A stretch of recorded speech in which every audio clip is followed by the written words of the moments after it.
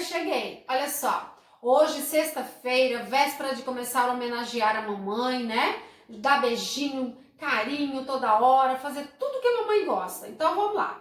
Hoje, aula de português, nós faremos as páginas 40, 41, 42, 43, 44 e 45.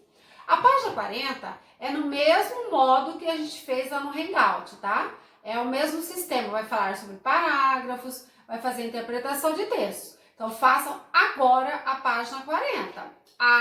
Lembrando que vocês são pontuados pelas tarefas realizadas. E eu estou anotando, tá ok? Terminou a página 40, você vai pegar seu caderno de produção de texto. Pegou?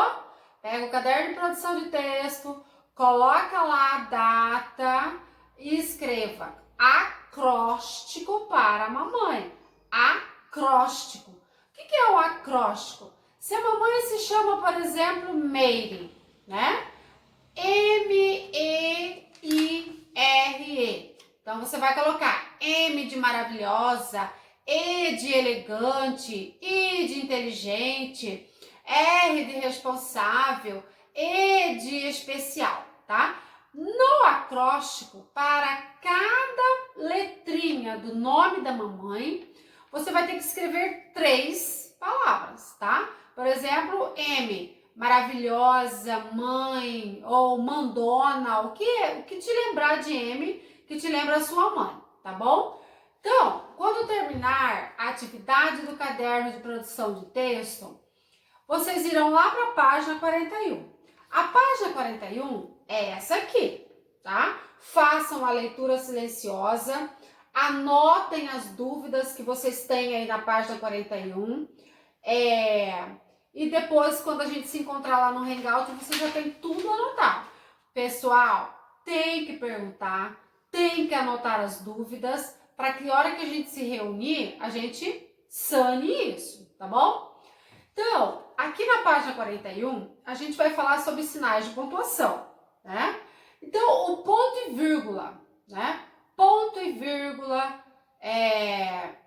o ponto, a vírgula, as reticências, eles buscam representar, ainda que de modo meio que imperfeito, as variações de altura, de duração, de força, de pausa que tem na fala, tá?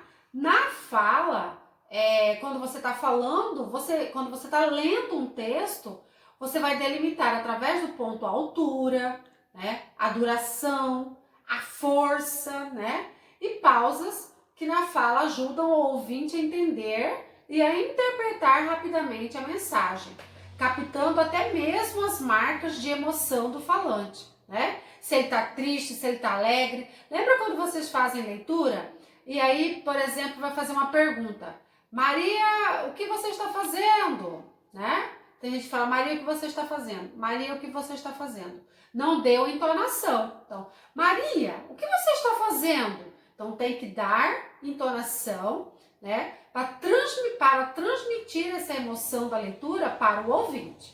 Então, o que é a entonação? É a escala de elevação, de abaixamento da voz. Às vezes você vai abaixar mais a voz, às vezes você vai levantar mais a voz, né? Com que se anuncia uma frase, quando você vai ler um texto. Essa entonação, ela vai revelar as variações do estado emocional, né? Se tem espanto, se tem alívio, se tem nervosismo, né? Se tem raiva, se tem tristeza, né?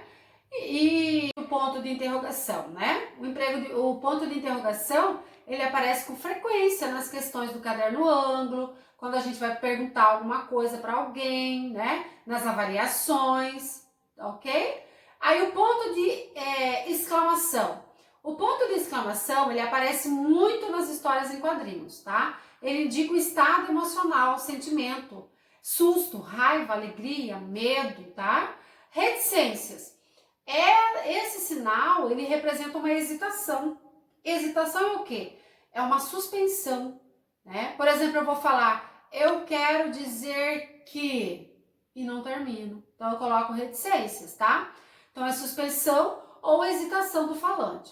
Aí, aqui no livro, vocês farão a leitura dessas páginas, tá? Até aqui na página 43. Para fazer uma síntese, né? Então, o ponto final, a sua principal função é marcar o final de uma frase declarativa, tá?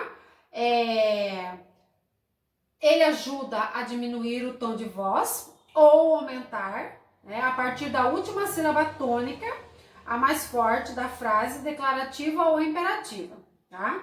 O ponto final também, ele é usado nas abreviações, tá? Por exemplo, brasileiro. A abreviação de brasileiro é Bras, né? Ponto. Por exemplo, senhora, é SRA e o azinho e o pontinho, ok?